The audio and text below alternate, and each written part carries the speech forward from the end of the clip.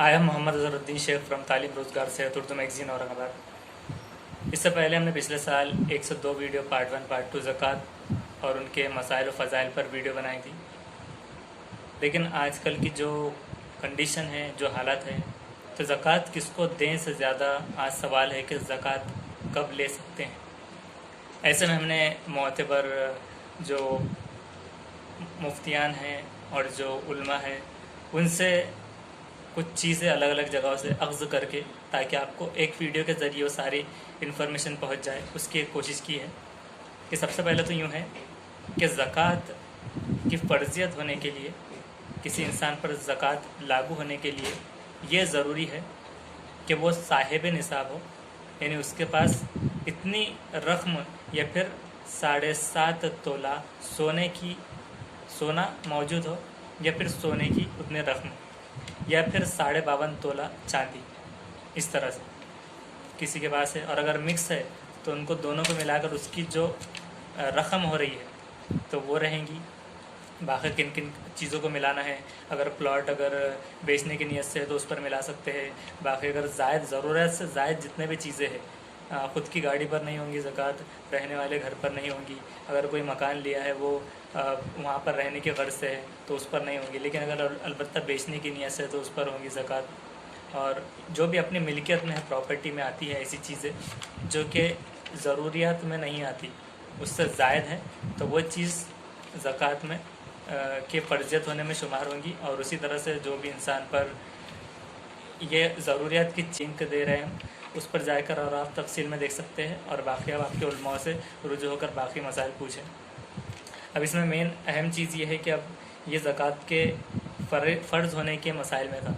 अब ज़कात कब ले सकते या फिर किसको दी जा सकती है, ये हमारा टॉपिक है। तो सबसे पहले तो फ़कीर जिसके पास घर नहीं है, रहने के लिए, खाने के लिए बराबर से कभी खाना मिलता है कभी नहीं, या फिर जिस तरह से भी इतना साहिब निसाब नहीं है वो कि उसके पास इतनी रक़म हो या फिर उतना सोने की वगैरह हो। और उलमा ये कहते हैं कि सोने पर सोने की ही ज़कात है, लेकिन अलबत्ता जो नहीं तोड़ना चाह रहे तो फिर उस शक्ल में उसे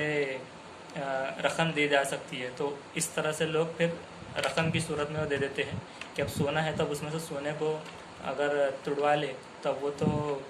ख़राब हो जाएगा, यानी अगर कुछ कंगन बनाए हुए या फिर किसी तरह से चीज़ें, तब वो तो उसे डबल बनवाना पड़ेगा। तो वो ना तुड़वाते हुए में उसकी रक़म फिर देने की इस तरह से सूरतें हैं। तो बहरहाल वो आपको ये वीडियो में दिख जाएंगी नीचे जो कमेंट में है। दूसरी ये है, पहला तो फ़कीर हो गया कि फ़कीर जिसके पास घर नहीं होता और साहिब निसाब नहीं होता हो। दूसरा मिस्कीनों पर, मिस्कीन ले सकता है ज़कात या मिस्कीन को दी जा सकती है। अब मिस्कीन कौन है, तो मिस्कीन वो रहेंगे जिसके पास ज़ाती घर तो है, कारोबार भी अगर हो करता हो अच्छा खासा, रोटी वगैरह सब हर चीज़ हो रही है, लेकिन वो निसाब की सूरत को नहीं पहुंच पा रहा, निसाब की मिल्क पर नहीं पहुंच पा रहा, यानी उसका बिज़नेस और अखराजात इतने हैं कि वो निसाब की सूरत पे नहीं पहुंच पाता। मतलब उसके पास 7.5 तोला सोने की रक़म या फिर उसके बराबर ज़ायद में नहीं हो पाती है, 52.5 तोला चांदी या उसकी इतनी रक़म उसके पास ज़ायद में शुमार नहीं हो पाती। और ज़कात की शुमारियत में ये भी है कि उस पर 1 साल बीत जाए, तो इस तरह से अगर वो नहीं हो पाता और उसका सारा उसमें ही चले जाता है कि काम करना है, अब किराया भर दिया वगैरह, तब उसके पास कुछ भी नहीं बचा,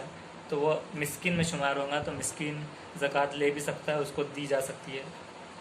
तीसरा है रिक़ाब। रिक़ाब इसे कहेंगे कि ग़ुलाम को आज़ाद करने के। कहीं पर ग़ुलाम पहले होते थे कि जो ग़ुलामी में लगे होते थे जब तक उनकी ज़िंदगी होती थी तब तक, और कोई अगर ग़ुलाम आज़ाद होना चाहता था तो उसको एक जो भी एक रक़म तय होती थी उसके बदले वह रक़म देकर वो फिर आज़ाद हो सकता था। तो इस तरह से ग़ुलाम अगर है ग़ारिब जो रिक़ाब जो है, तो अगर वह आज़ाद होना चाह रहा है तो उसको रक़म दी जा सकती है कि वो उतनी रक़म देकर आज़ाद हो जाए। उसी तरह से चौथे नंबर पर है ग़ारिब यानी कि मक़रूज़। तो ये मक़रूज़ वो होते हैं कि जिन्होंने क़र्ज़ ले चुका है बहुत सारा और अब वो फेर नहीं पा रहे उन्हें, तो अब तो ऐसा है कि काम भी करेगा वो, अभी तो लॉकडाउन के हालात भी है تو اب ایسے میں اس کا خرچ تو بڑھتے ہی جائے گا، جیسے کہ رینٹ ابھی نہیں بھی دیے تو بعد میں دینا ہی ہے، پھر اسی طرح سے پھر دکان کا رینٹ ہے وغیرہ اس طرح سے. تو مخروض کی وہ اگر قسم میں آ رہا ہے غارب تو وہ اس کو زکوٰۃ وہ لے سکتا ہے یا پھر اس کو زکوٰۃ دی جا سکتی ہے. اس میں اس طرح سے بھی ہے کہ بہت سارے لوگ ایسا سوچیں گے کہ ان کا اگر بزنس بہت اچھا چلتا تھا لیکن اب یہ مجبوری ہے، تو مجبوری کی حالت میں اگر ان کے پاس اتنا صاحب نصاب کو نہیں ہے وہ کہ اتنی رقم گھر میں موجود ہو زائد کہ اب ان کے کھانے کے لالے پڑے ہوئے، تو وہ اس میں آئیں گا. غارب میں مقروض کے قرض بھی لے چکے ہیں اور اب کھانے کے بھی بہت مسئلے ہیں.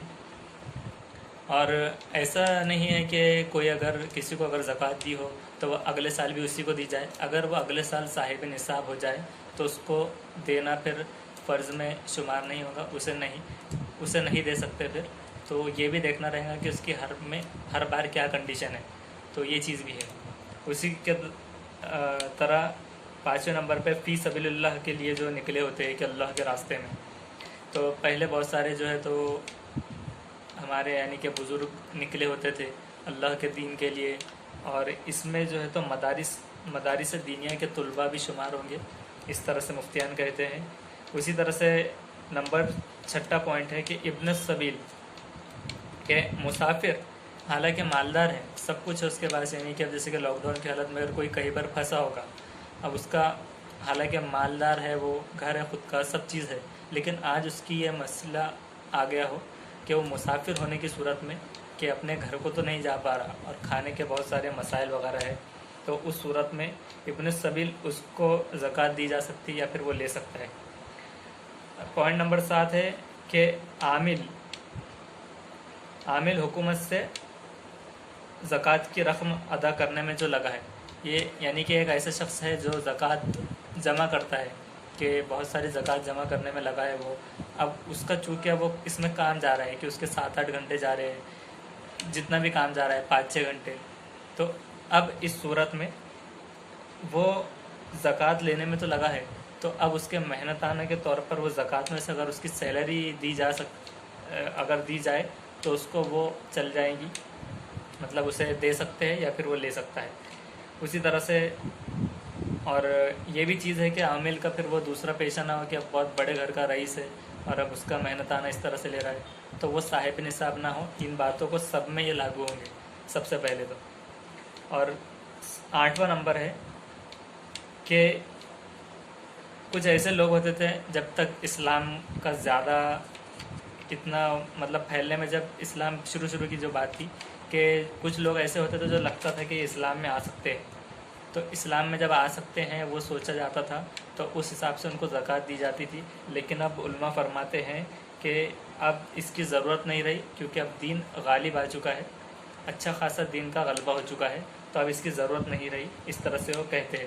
اگر لیکن ایسی صورت میں اگر کسی کو پتہ چلتا ہو کہ اب وہ اسلام قبول کرنے والا ہو تو آپ اپنے مفتیان سے رجوع ہو، ان سے کانٹیکٹ کر کے پوچھیں کہ اب کیا اس صورت میں ہم دے سکتے ہیں یا نہیں.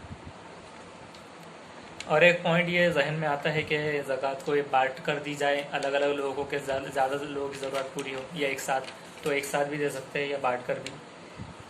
اور کچھ لوگوں کا یہ پوچھنا ہوتا ہے کہ بھائی بہن کو دے سکتے ہیں یا نہیں، تو بھائی بہن اگر وہ صاحب نصاب نہیں ہے، الگ رہ رہے ہو، تو الگ رہنے کی صورت میں ان کو دی جا سکتی ہے. لیکن اب اس میں ایک چیز یہ بھی ہے کہ جو سید ہوتے ہیں، تو سید گھرانے سے یہ سیدوں پر زکوٰۃ اور صدقات یہ حرام ہے، تو ان کو نہیں دی جاتی. اہل بیت کو صدقات اور زکوٰۃ جو ہے تو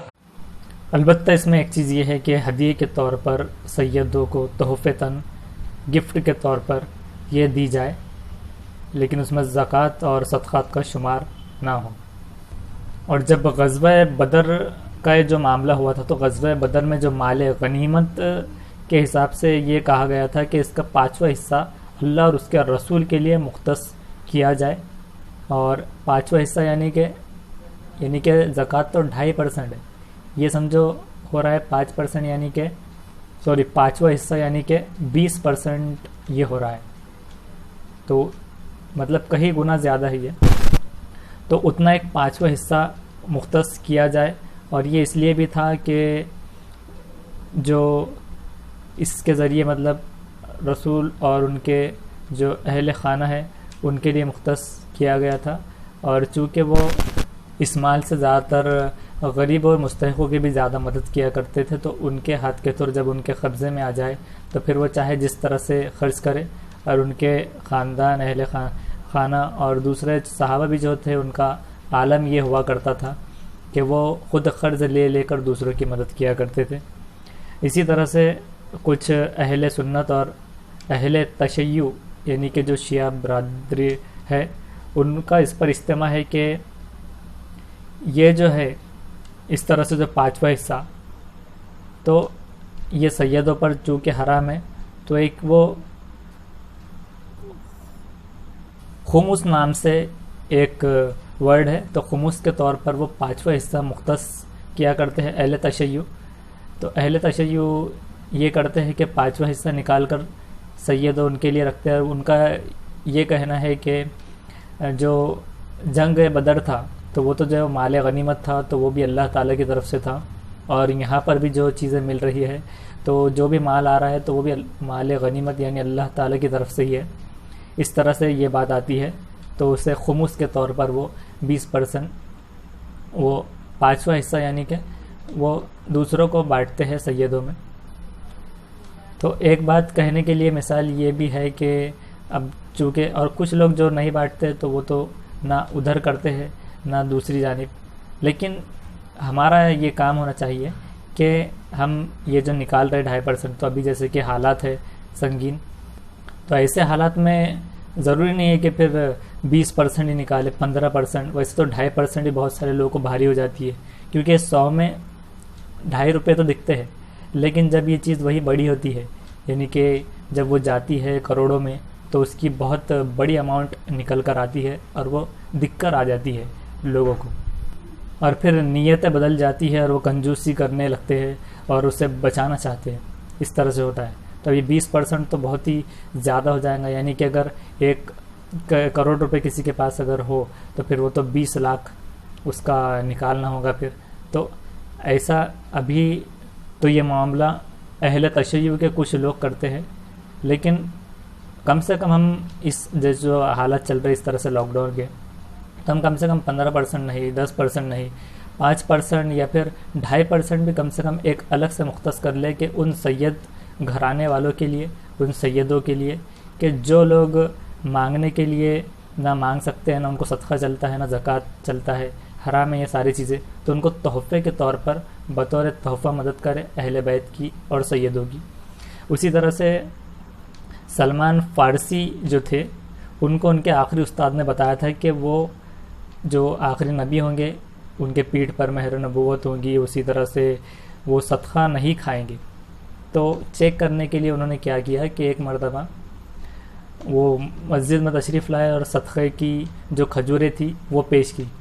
صدقے کی کھجوریں ہے کہہ کر، تو آپ صلی اللہ علیہ وسلم نے جو صحابی تھے دیگر تو ان سے کہا کہ کھاؤ، اور خود نہیں کھایا۔ اب چونکہ ظاہر ہے کہ صحابی وہاں پر جو ہوں گے تو وہ خود اس